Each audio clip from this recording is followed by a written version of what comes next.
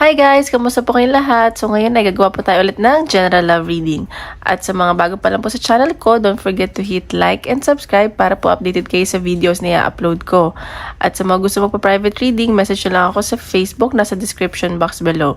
At paalala lang po, hindi po lahat ay makaka-resonate. So take what resonate and leave what doesn't. So ngayon tingnan natin kaninong energy kaya makukuha natin. General love reading.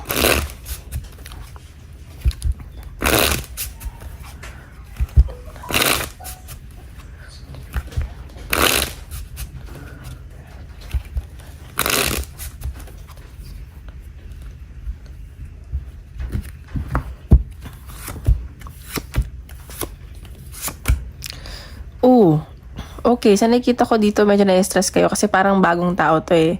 Nakikita ko mutual naman yung nararamdaman nyo sa isa't isa. Ayan. So, ayan. Isa sa inyo nag-overthink at hindi makatulog. And basta na-stress na ganyan. At nakikita ko mahal nyo naman isa't isa. At may nakikita ko celebration dito. Baka may pagkikita kayo. Ganyan. So, ayan. Parang may gusto rin na makita ka na. Ganyan. Or yung person mo. Okay? So, tingnan pa natin.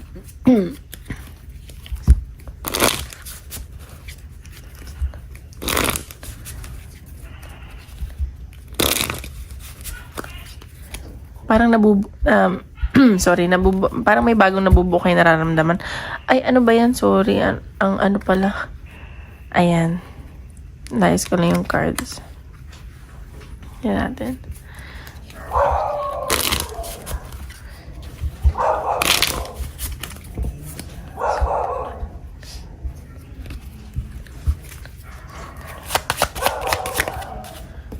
Okay, so nakikita ko dito, compassion. So nakikita ko, mutual yung nararamdaman nyo sa isa't isa. Compassionate kayo sa isa't isa. And baka kaya nagkagusto sa itong taong to dahil compassionate ka. At ikaw din ganun. Ganun yung nasa-sense ko.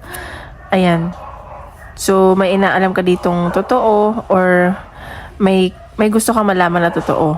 And you are creating your boundaries. Nakikita ko, devoted kayo sa isa't isa. Kumbaga, masaya kayo sa isa't isa at like mutual yung feelings nyo, ganun. So, tingnan natin ano nararamdaman ng person mo sa'yo.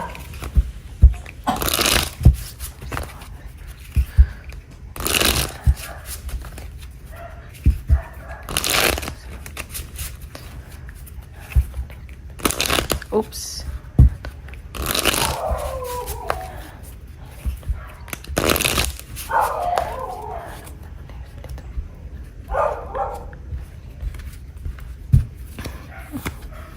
Okay, 3 of Wands. May pag-travel. So, nakikita ko, ano ba to? Makikita ba kayo? Kasi, ayan, no? 3 of Wands. So, may pag-aantay. Nakikita ko, may nag-aantayan kayo dito. May pag-travel. So, baka may pagkikita kayo or pupuntahan kanya, pupuntahan mo siya. Temperance. So, nakikita ko itong taong to, nag-heal pa siya kasi nasaktan siya from the past. At nagiging patient siya dito sa healing process niya. At kung inaantay ka nga niya, nagiging patient siya. Parang, he or she cannot wait to see you, ganun. Ganyan na sa sense ko. Ayan, so, medyo mag-ingat ka lang kasi baka ma-obsess to sa'yo or may nasasense akong obsession. Pero nakikita ko na rebirth, na new beginning na paparating. Okay? Attracted to sa'yo. Ayan, so, nakikita ko naman na nilalakasan niya yung loob niya or parang nagkakaroon siya ng parang pinapakita niya na powerful siya, ganun. At sa nakikita ko na malakas tong pakiramdam nito sa'yo. Ayan, may pinanghahawakan siya, ganyan. And kung magkukommit siya, gusto niya stable yung connection nyo, ganun. Ayan, so nagiging optimistic siya dito sa connection nyo. Kasi parang gusto niya ng new beginning sa'yo at kung ano man yung nararamdaman niya, parang yun nga, nabubuo yung nararamdaman niya sa'yo, parang gusto niya ito na, ganun na, parang gusto niya sigurado siya, ganun. Ayan, the Empress. So, nakikita ka niya as like, siguro, perfect woman na dapat pakasalan, wife material, ganyan. Ayun, basta sobrang perfect ka sa paningin niya at nakikita ko na abundance, nakikita niya na ikaw yung makakapagbigay ng stability sa kanya at alam mo yun, peace of mind. Ganyan na sa sense ko. Knight of Wands. So, nakikita ko, attracted tong taong to sa'yo. Though nag-explore pa yung feelings niya, alam niya sa sarili niya, attracted siya at passionate yung nararamdaman niya sa'yo. Okay? The Magician. Ayan, so may na-manifest ka nitong taong to. Like, pinagdadasal, hindi to makatulog, kakaisip sa'yo, ganyan. At sa nakikita ko, pinagdadasal ka niya. Ayan.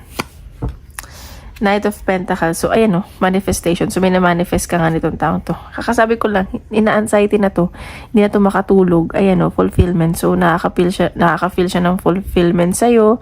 At may partnership naman ako nakikita dito. May mga, kung magiging kaya man nito, magiging loyal to sa'yo at may win-away siya. Ayan mahal ka nito. May feelings nga to sa'yo.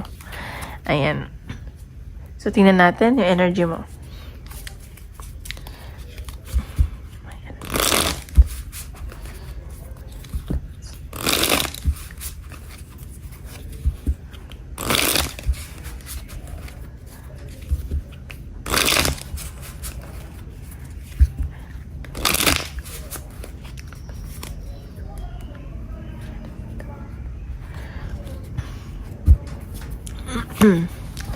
Okay, ayan, Page of Pentacles. So, nakita ko, bago kasi to sasabi ko, bagong tao. So, parang pinag-aaralan mo pa to. At nakikita mo naman na kung magiging nga kayo, magiging loyal ka rin naman dito at siya. Alam mo yun? Like, andun yung sense of security nyo parehas. Ayan, so, 9 of Pentacles. So, ayan. So, nakikita ko, like, nafe-feel mo din na may security ka dito sa taong to. At nakikita ko na may abundance na paparating din sa'yo. At siguro, hindi okay naman yung kaperahan mo pero hindi ka pa contented sa kung anong meron ka ngayon. So, nag-work hard ka pa. Ayun may abundance. May mga hinihiling ka pa dito. Mag-grow tong kung ano man yung connection nyo, the moon. So, ayun, nag-iingat ka lang kasi baka mamaya sa tingin mo may mga tinatago sa'yo, nagsisinungaling siya, ganun, may mga kasinungalingan. Pero, parang yin yan yung energy nyo. So, natatakot ka lang din. So, pero mag-ingat ka pa rin naman, syempre. Ayan, 4 of Cups. So, may nakikita kong panghihinayang sa side mo. Siguro, dati, parang, like, may binigay ba to sa'yo na parang hindi mo masyadong tinatanggap or ayaw mo masyadong tumanggap anything from this tao. Ace of Wands. So, ayan. So, attracted ka din sa taong to. May pag-travel ako nakikita at communication na paparating sa'yo from him or ikaw to. Ayan. New beginning. The Hermit. So, ikaw parang gusto mo na mapag-isa, ayaw mo na siyang kausapin or someone kasi parang nagko-contemplate ka Ganon yung nasa sense ko. Parang nag-iisip-isip ka ganon. Page of Swords. So, ikaw, nag-i-stalk ka lang sa taong to or ini-stalk ka niya. Parang ini-stalk mo lang siya sa social media, kung ano ba ginagawa niya or whatsoever. Ganyan. Stalking. Ten of Cups. So, ayan, may nakikita akong ano ba to? Like celebration, may gathering kayo. So, baka makita kayo at maraming tao. At na-excite ka rin naman doon. Ayan, nakikita ko na may feelings ka na dito. Ayan, Page of Cups. So, baka may i-offer sa'yo itong taong to or ikaw to. Ayan, baka may ibigay siya sa'yo ganyan. Pero medyo bossy ata to or ikaw to magiging bossy. Hindi ka lang siguro magsasalita, ganyan. 6 of Swords. Ayan, the Empress. So, same kayo na energy. Magiging masaya ka dito pag nagkita kayo. Or pag nag-work yung connection nyo, ganun. Ayan pa natin.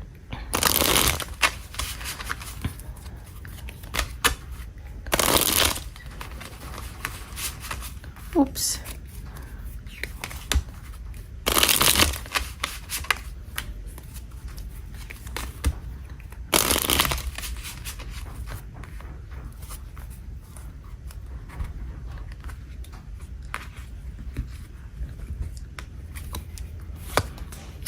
Ayan. Whole inner growth.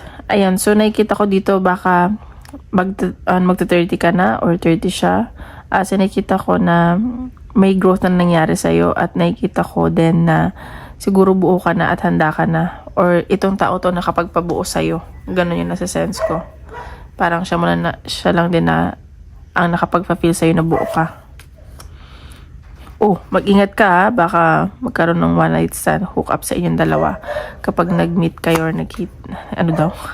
Ayan, bagong tao talaga to. So, feeling ko magde-date kayo, ganyan. Baka may mangyari sa inyo, so mag-ingat ka lang. Ayan no, romance feelings. May nararamdaman talaga to sa inyo at isa't isa. At sa nakita ko, magiging okay yung foundation yung dalawa. Siguro friends pa lang kayo sa ngayon. Ayan, so may susugal talaga dito. Ingat lang sa mga ex. Okay, so tinaban natin dito.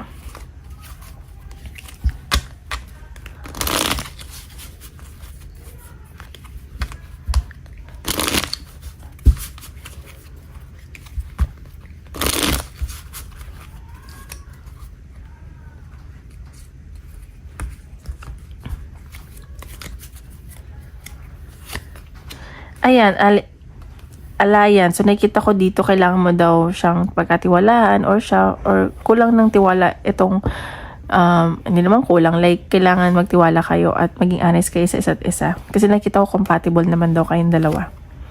Ayan, so may peace dito sa relationship nyo or kung ano man ang meron kayo, may peace. Parang sobrang easy lang. Like, relax lang kayo, ganun.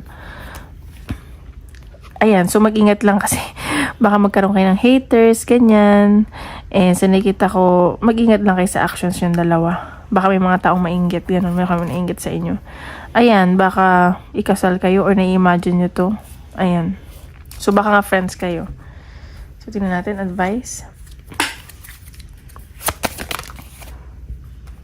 So, your potential is endless. So, nakita ko dito, baka nakita ng tao to na yung potential mo as a person. Kaya parang hindi ka na nito papakawalan. Or kaya kanya siguro nagustuhan or pinupursue, ganyan. Kasi sa dami-dami niya nakita, sa'yo niya nakita yung potential na like maging wife material, ganun. Okay, so tingnan naman natin sa career. Okay, don't forget to hit like and subscribe para po updated kayo sa videos na upload natin. Okay, tingnan natin.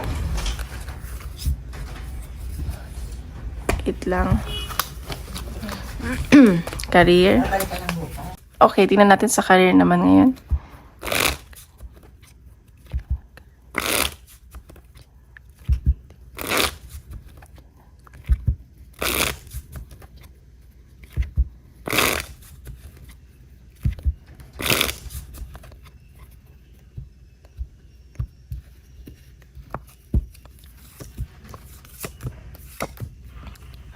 Okay, ayan. So, nakita ko, okay naman yung kaperahan mo. Swerte ka sa pera. Siguro may bagong offer sa'yo dito. Mag-aayos ka ng documents. And medyo may mga challenges lang ng onte kasi baka nahihirapan ka din mag-decide. At saka, pinagdasal mo to eh. Ayan, swerte ka daw sa pera at sa business. Kung mag-business ka. Ayan, may documents ako nakikita. Wow, ang galing naman. Ang ganda naman ng reading ngayon. So, ayan. Baka may mga kilala ka doon. Ganyan.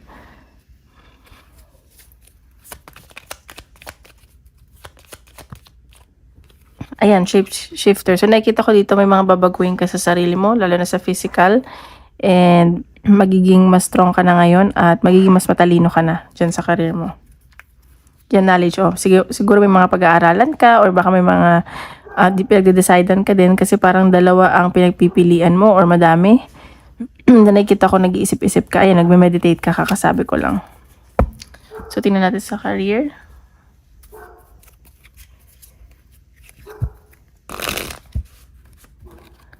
Career.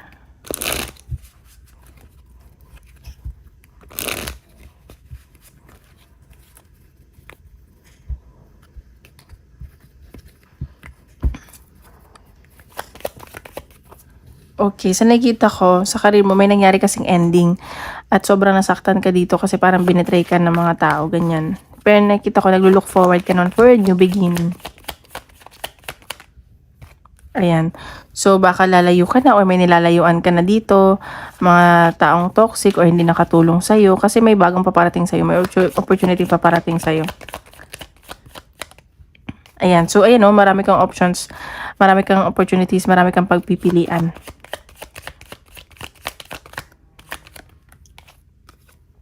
Ayan. So, may changes talagang mangyayari sa'yo. At parang biglaan lang din to. And it's for your betterment. Oops lang. Wait lang. Ay.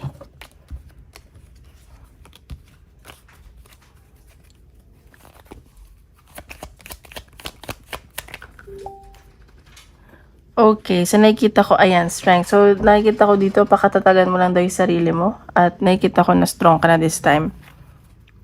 Hindi ka na basta papatalo, ganun.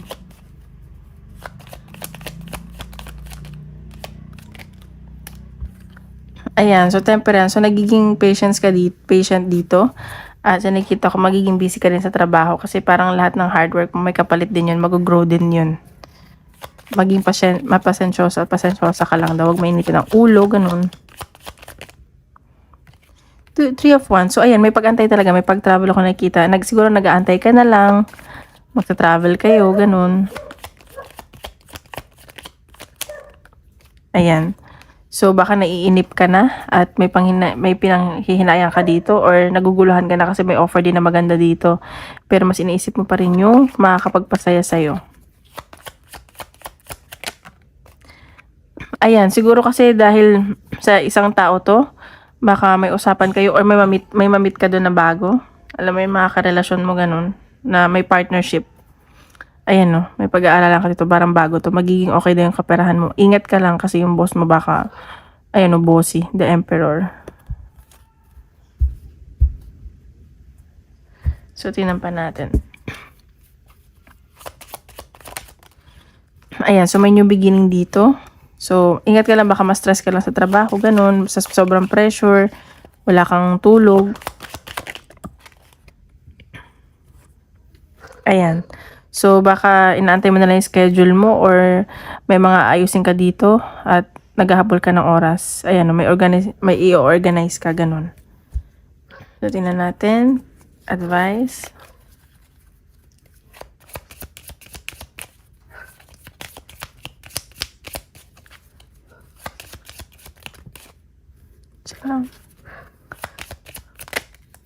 Okay, vast vistas, expand your horizon. So, sinasabi dito, expand your horizon na, ayun nga, marami ka naman opportunities, i-expand mo pa yung knowledge mo, alam mo yun, mag-explore ka lang daw, ano mo yung mga connection mo, kasi maraming opportunities na paparating sa'yo. Ayan no, trust your sa divine plan.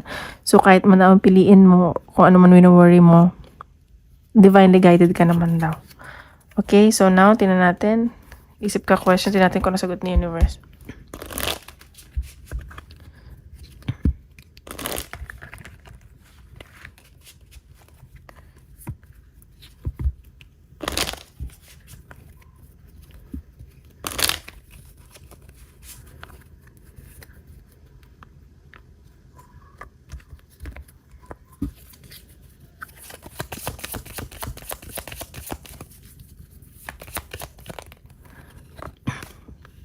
Isa lang.